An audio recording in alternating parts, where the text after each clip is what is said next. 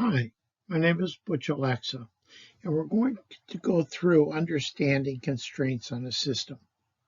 So what do you say? Give it a start? Multiple different types of constraints occur. The market, capacity, resources, suppliers, finance, knowledge, policy, etc. Constraints can be varied in depth and in impact. They also can occur and then disappear. So the market may give you a constraint such as all of a sudden the market takes off, now you have to make more product, etc. When a market calms down, you're left with overcapacity. So really what we want to do is we want to take and look at what type of a constraint is it and what does it do to our system of production overall. Am I right or am I wrong? Yep, I know, I'm right. Theory of constraints is very simple. Identify the system constraints, decide how to exploit the system, subordinate everything else to this decision, elevate the system constraints. If constraints have been broken, you go back to number one. So what this means is, if I have a constraint in my system, a bottleneck or shipping or some other type of constraint, I need to identify what the constraint is. So if it's a bottleneck, I need to decide, how do I deal with the bottleneck? How do I make everything subordinate to the bottleneck so that the bottleneck can produce at a higher capacity? How do I elevate the system constraint? How do I elevate that production of that bottleneck so that it comes closer to what our system needs to produce? The rules of production scheduling. Do not balance capacity. Balance the flow. So what they're saying is, I can create a system that produces 10 parts per hour in every operation. That's wonderful. But if my customer is demanding 20 parts per hour, that's not going to work very well. What I need to do is understand my process and how do I balance the flow of that process. Utilization of a non-bottleneck resource determined by another constraint of the system, not by its own potential. So I can utilize a non-bottleneck resource to help my bottleneck produce what is needed to be produced. Utilization of a resource is not the same as value-added activity. The utilization of another resource could be non-value added in its own potential, but has enough value added activity to actually help with the constraint on the system.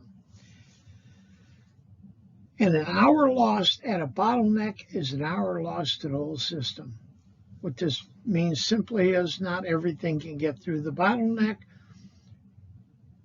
in the time required to meet customer demand. So if an hour is lost at a bottleneck, the whole system is lost an hour.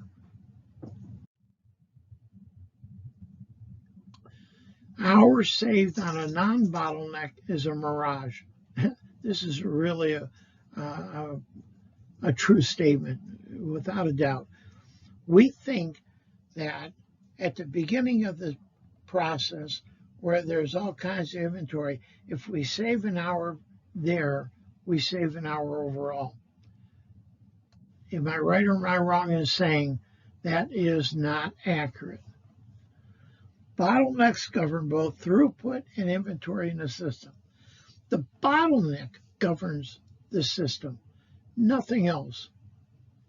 The transfer batch should not be equal to the process batch size. Whatever comes out of the bottleneck should be moved downstream. So what we're saying here is, if a bottleneck produces 10 parts per hour, and we're waiting for 20 parts to ship to the next operation, you've just created a problem for yourself. What we need to do is, if it's producing 10 parts per hour, we ship 1 or 2 parts per hour as it comes out to the next operation.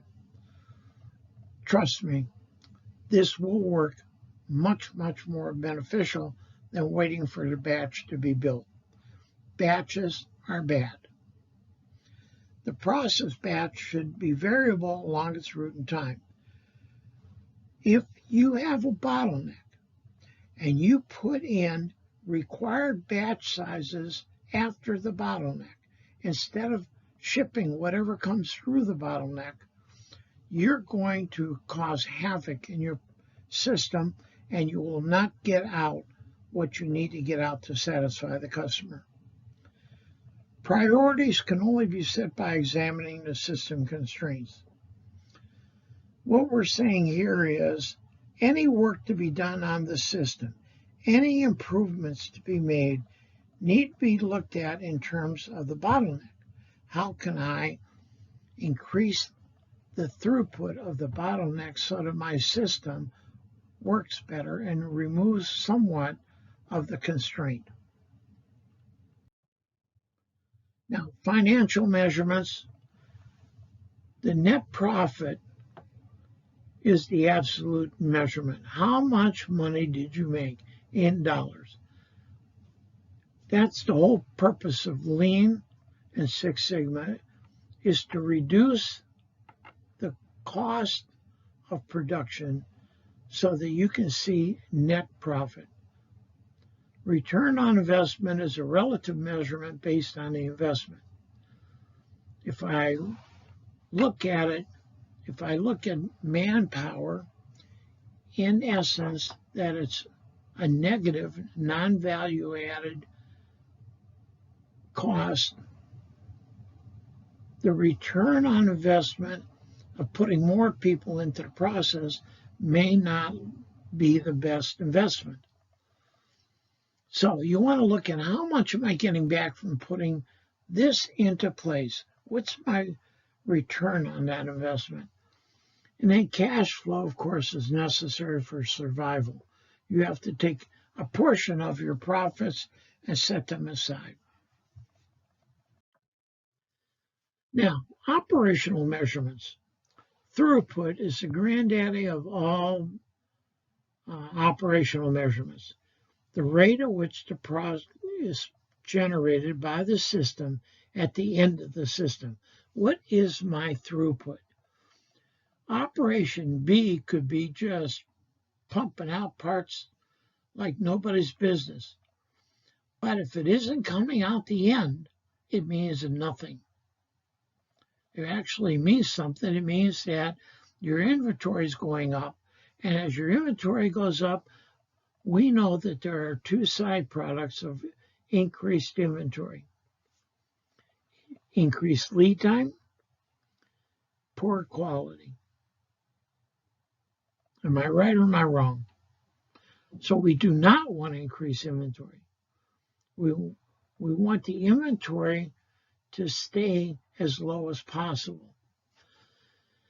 So our operational measurement for inventory is all the product the system has invested in purchasing things it intends to sell.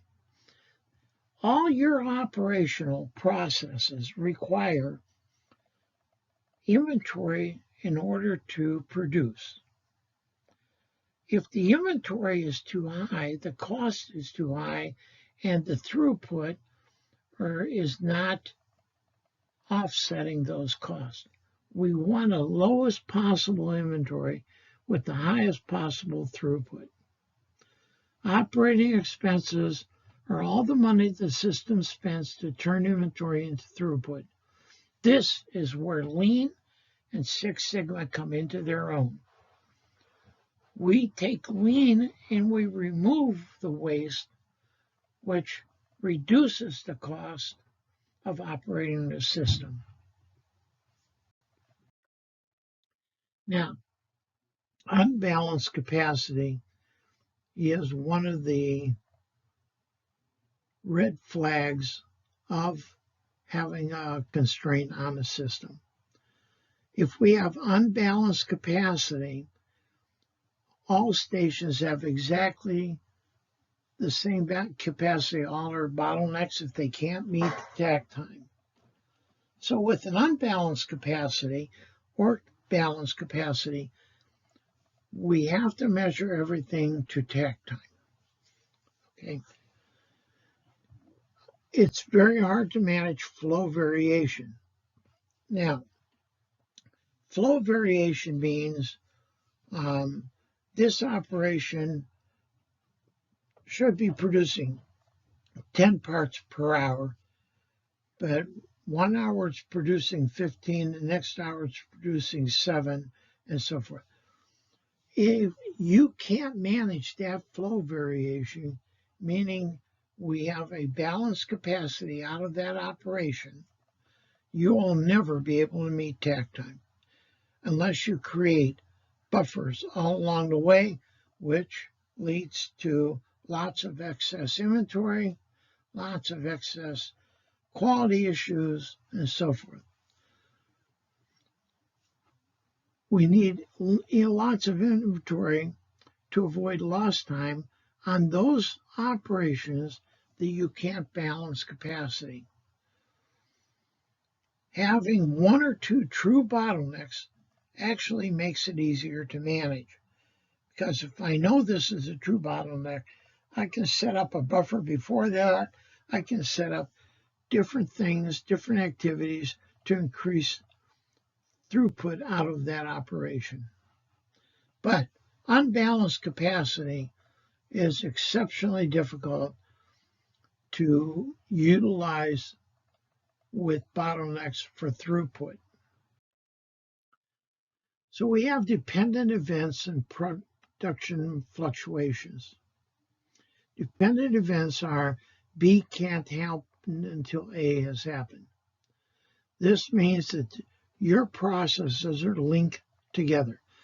You have to do them in order. You have to do A, then B, then C, then D, then E. You can't go B to E. You have to do those processes in a certain order. Statistical fluctuations, A and B, don't always take the same amount of time. That creates some variability in there. Now, there's ways of doing this. We talk about optimized production.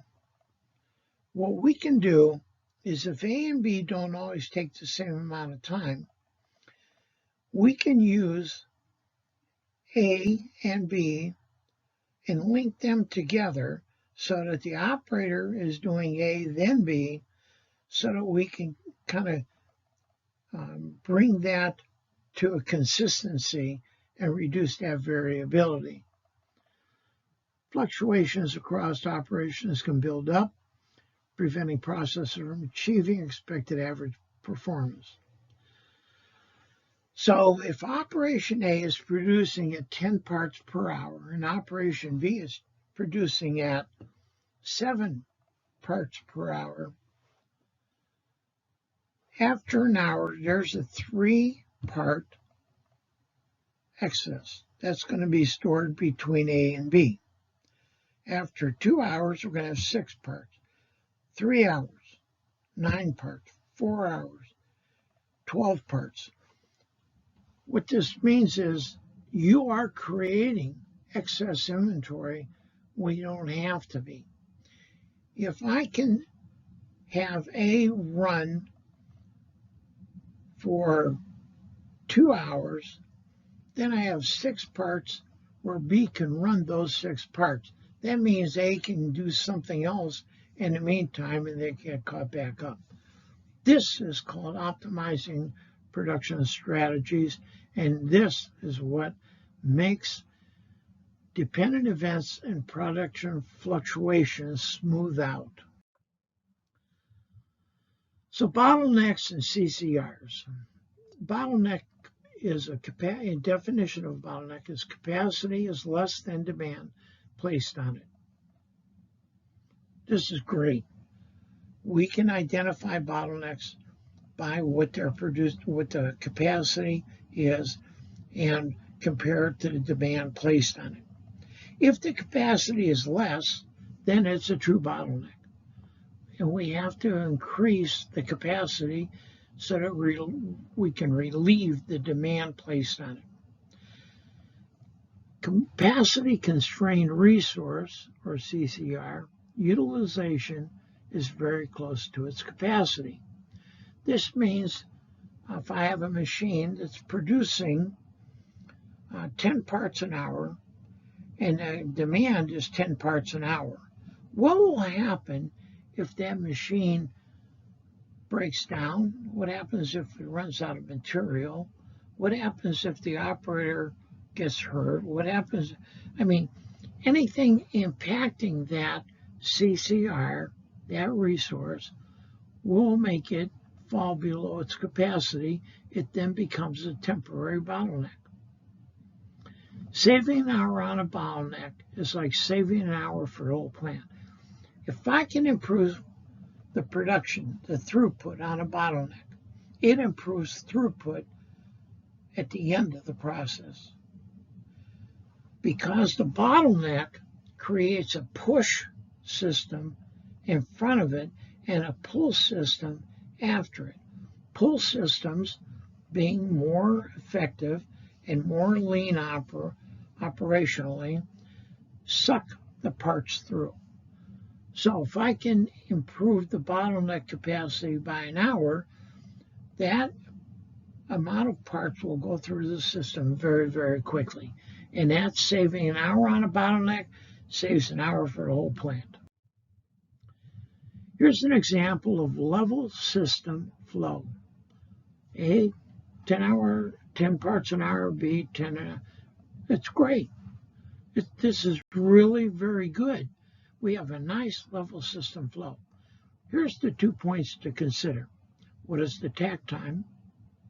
What if the takt time is 12 an hour? Then what? Your level system flow looks good, but it's not meeting customer demand. In this case, we can see we want to create what's called a drum buffer rope.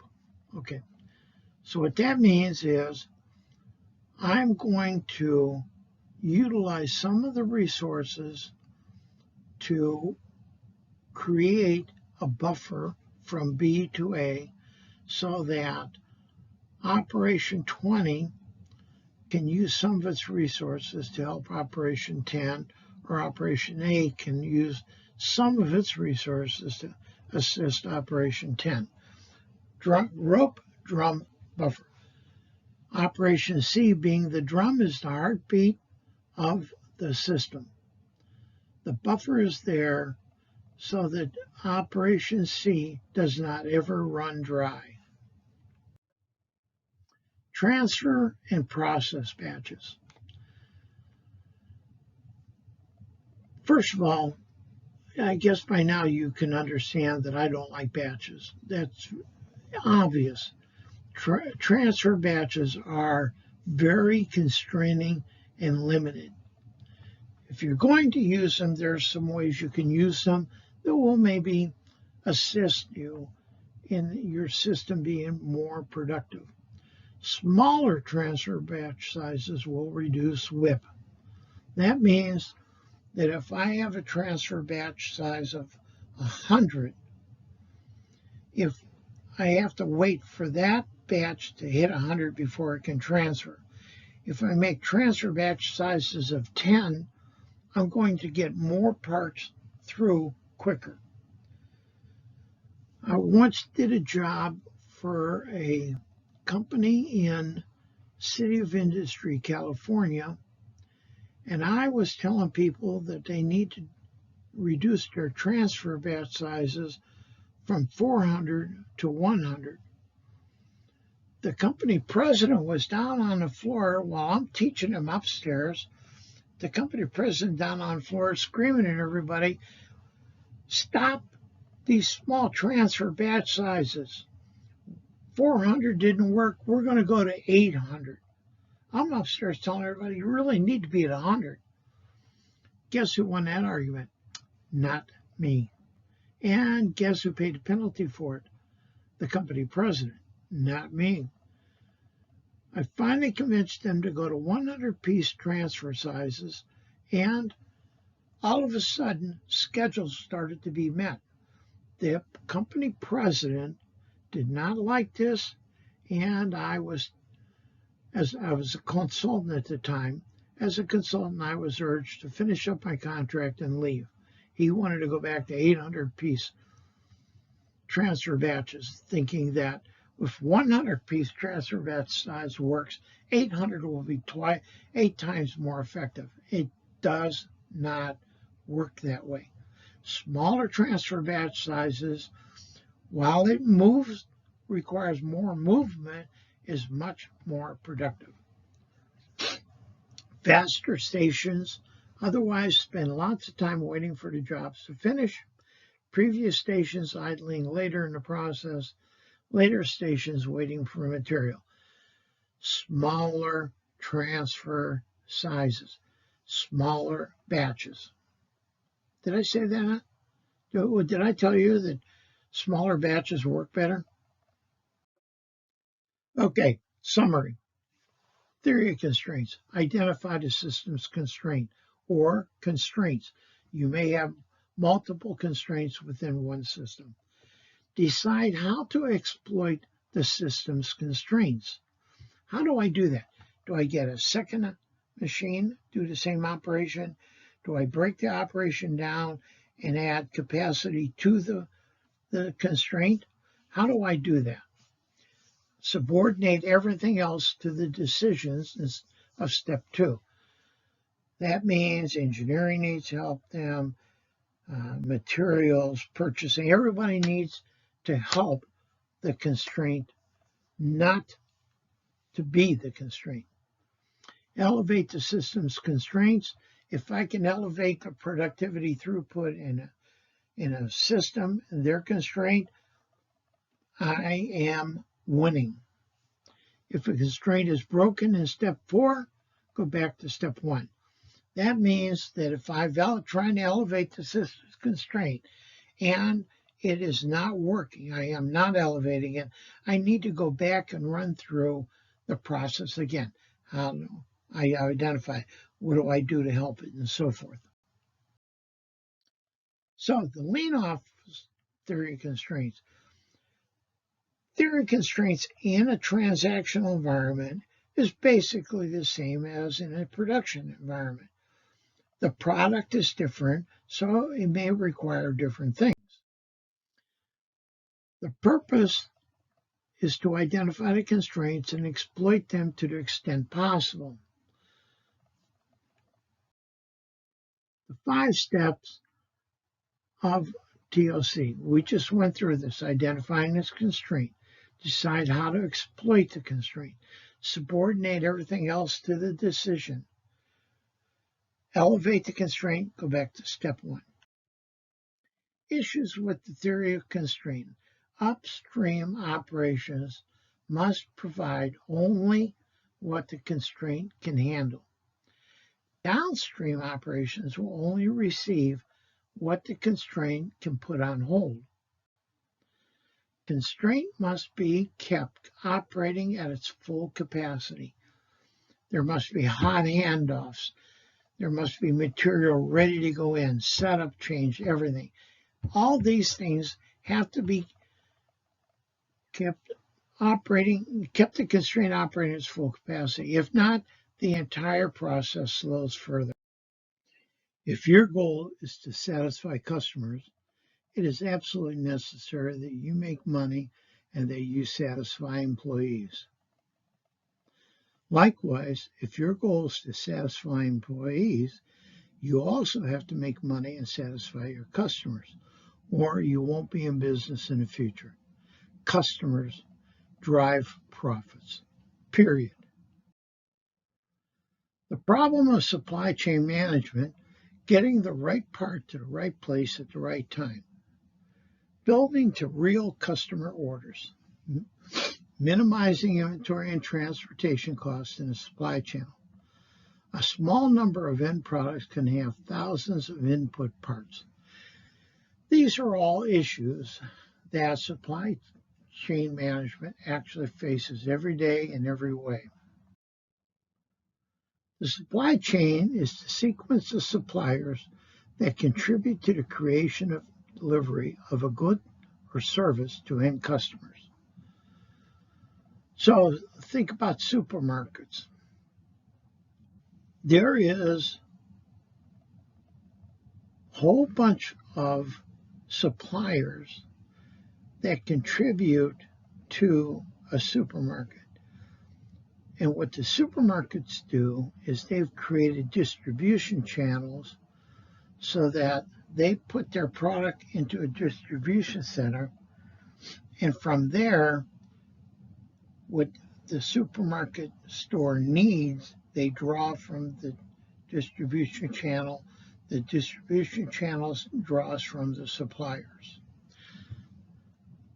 The management of the storage and flow of goods, services, and information throughout your organization. This means how you track what you're selling and replenishing that stock. That's the logistics. Now, we talk about warehousing. Warehousing, everybody seems to think that warehousing is a good thing. Well, it is, and it isn't. The mission or goal of a warehouse is set by the demand. When I drive by a Lowe's warehouse pretty much every day. Trucks going in, trucks going out, everything. The location of the warehouse is convenient to a freeway. That means they can send parts to different Lowe's within a tri-state area. They support all those Lowe's. The goal of this distribution, this warehouse, is set by how much Lowe's sells and whether they carry new parts, old parts, and so forth. But the location is a means to achieving the mission. The mission is balance and buffer, accumulate and consolidate, and rapid response. If I want to order a snowblower and they don't have it on hand at the local Lowe's store, they can call the warehouse electronically and get one in to my Lowe's within 2 days. Well, it's all done electronically, which speeds things up significantly. The mission of balance and buffer means that monthly and quarterly replenishment of stocks happens on a routine basis. They accumulate and consolidate weekly and monthly orders, and the warehouse supplies those orders. The warehouse location leads to a rapid response because it's close to the customer.